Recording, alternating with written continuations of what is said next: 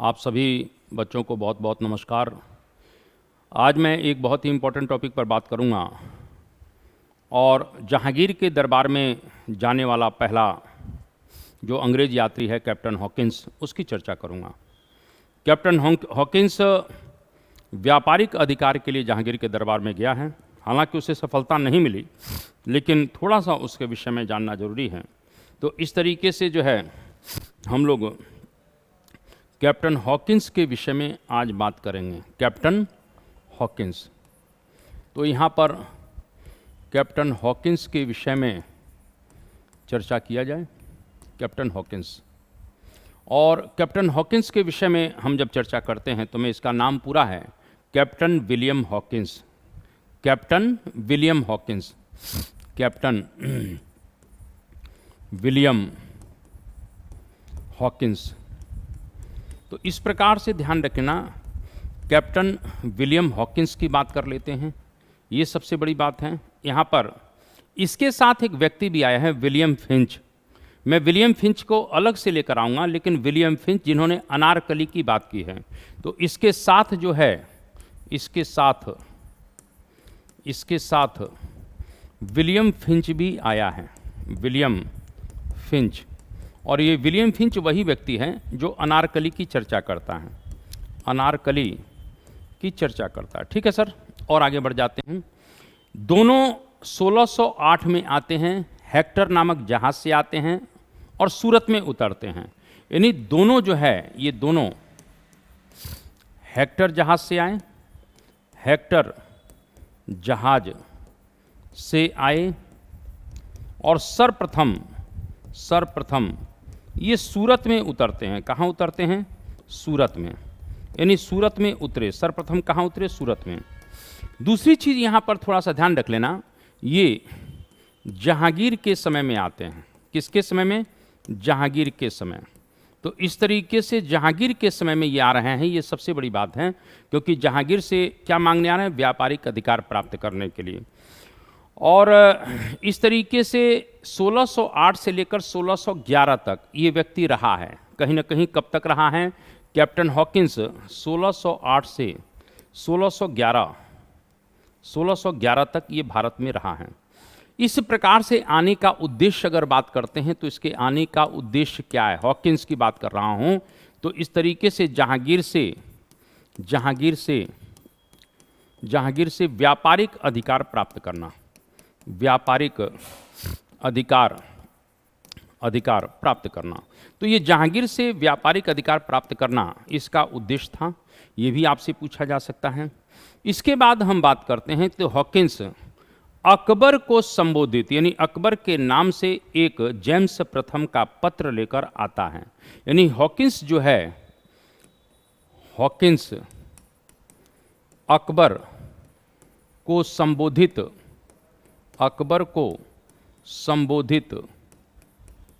संबोधित जेम्स प्रथम, यानी जेम्स प्रथम इंग्लैंड का राजा है, जेम्स प्रथम का पत्र, जिस पत्र का नाम क्या था? जिस पत्र का नाम था फ्रेंड।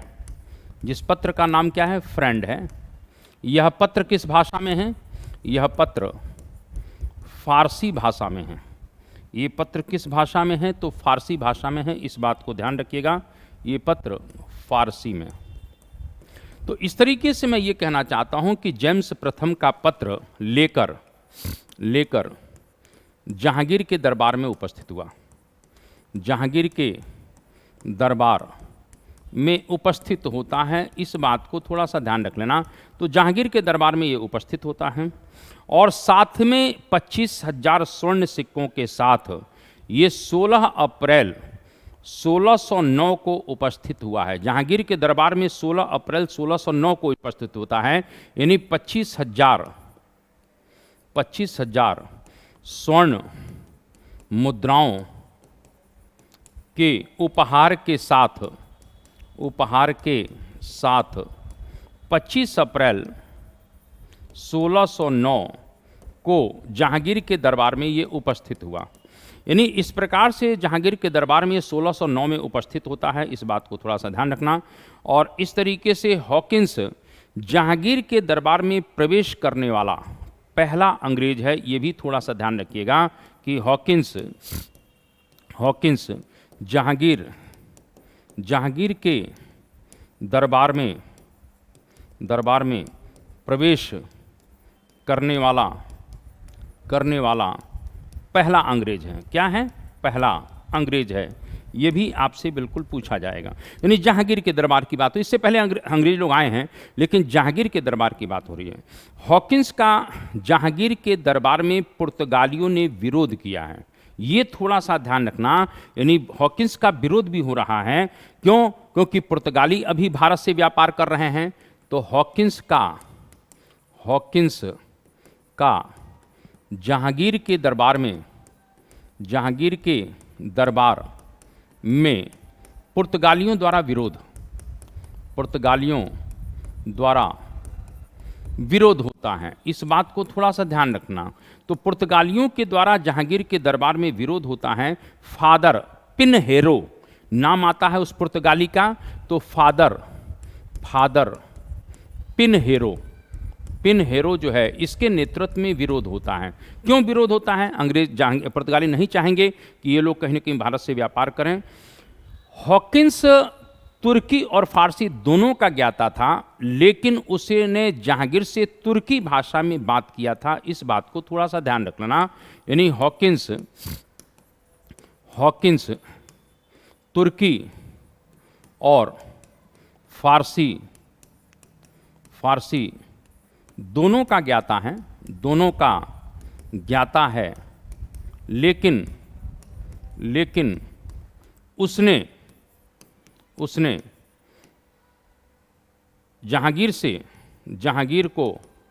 जहांगीर को अपना परिचय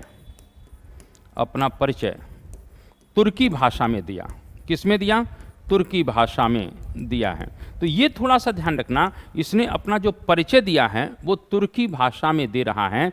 ये भी थोड़ा सा ध्यान रख लेना, ये क्वेश्चन आपसे पूछा जा सकता है।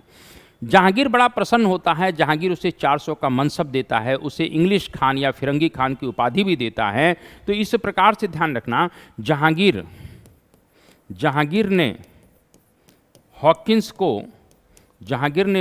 को 400 का मनसब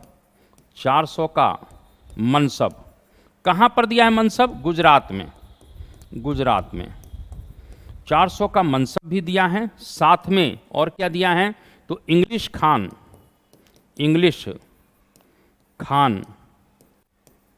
या फिरंगी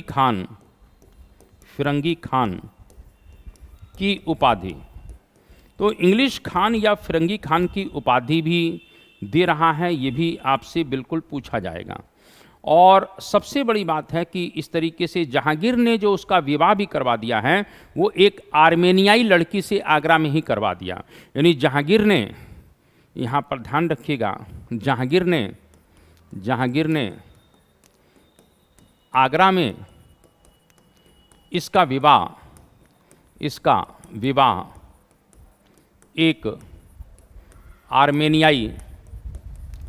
आर्मेनियाई लड़की से करवाया। तो इस तरीके से हम बात कर लेते हैं कि इसका विवाह भी है एक आर्मेनियाई लड़की से करवाता है। यहाँ पर एक क्वेश्चन और बन सकता है, हॉकिंस अपने पूरे भारतीय प्रवास में पुर्तगाली लोगों से संघर्ष करता रहा, ये बात बताने की जरूरत नहीं है। और वह टॉमस नामक जहाज से अंततः स्वदेश लौट जाता है। यानी एक प्रकार से देखें तो हॉकिंस अपने पूरे प्रवास में पुर्तगालियों से संघर्ष करता रहा और अंततः वह टॉमस नामक जहाज से वापस चला गया। यानी टॉमस नामक जहाज से वो वापस चला जाता है, ये भी थोड़ा सा ध्यान रख लेना।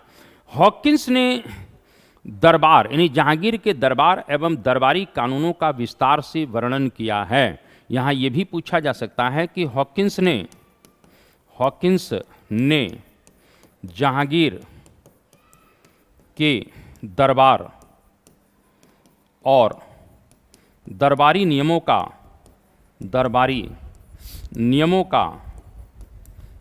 का विस्तार से वर्णन किया है।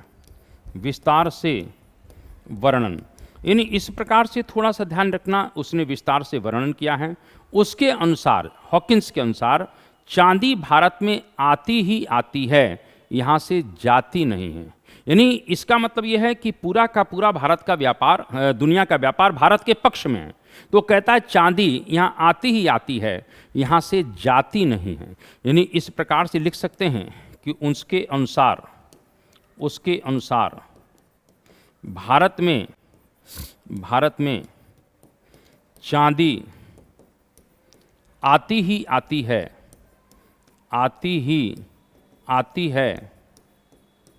यहाँ से जाती नहीं है। यानी एक प्रकार से ये कहना चाहता है कि इस तरीके से जो है दुनिया का जो व्यापारिक फायदा है कहीं ना कहीं वो भारत के पूरी तरह से पक्ष में है। ये सबसे बड़ी बात है। इसके बाद वह मुग़ल बादशाह की जो वार्षिक आय है वो 50 करोड़ रुपए बताता है कि मुग़ल बादशाह की जो वार्षिक आय है वो 50 करोड़ रुपए है, तथा उसके नौकरों की संख्या 36,000 बताता है। इस प्रकार से जो है वो कहता है वह मुग़ल बादशाह की आय जो वार्षिक है, वार्षिक 50 करोड़ रुपए बताता है। यानी एक प्रकार से कहीं न कहीं वो कहता है कि सम्राट की जो वार्षिक आमदनी है वो कहीं न कहीं 50 करोड़ रुपए है, और नौकरों की संख्या, यानी जहांगीर के नौकरों की संख्या लगभग 36,000। यानी जहांगीर के जो कहीं न कहीं सेवक थे, नौकर थे, उनकी संख्या 36,000 बताता है। इस प्रकार से वह जहांगीर के दरबार में सूबों की संख्या का उल्लेख ना करके उसे 5 बृहद भागों में बांटता है। यानी जहांगीर के साम्राज्य को सूबों की संख्या का उल्लेख नहीं करता है। यानी एक प्रकार से हॉकिंस जहांगीर के साम्राज्य के सूबों की संख्या, सूबा मतलब प्रांत, संख्या का उल्लेख नहीं करता है।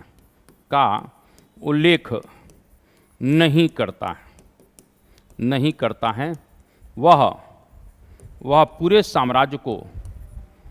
साम्राज्य को 5 बृहद भागों में बांटता है। तो इस प्रकार से थोड़ा सा ध्यान रखना, इस तरह से हॉकिंस के विषय में कुछ चीज़ें पूछी जा सकती हैं। ये जरूर है कि एक प्रकार से जहांगीर ने पुर्तगालियों के प्रभाव के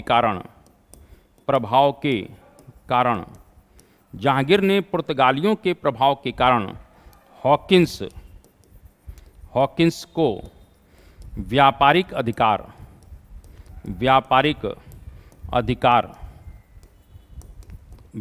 अधिकार नहीं प्रदान किया।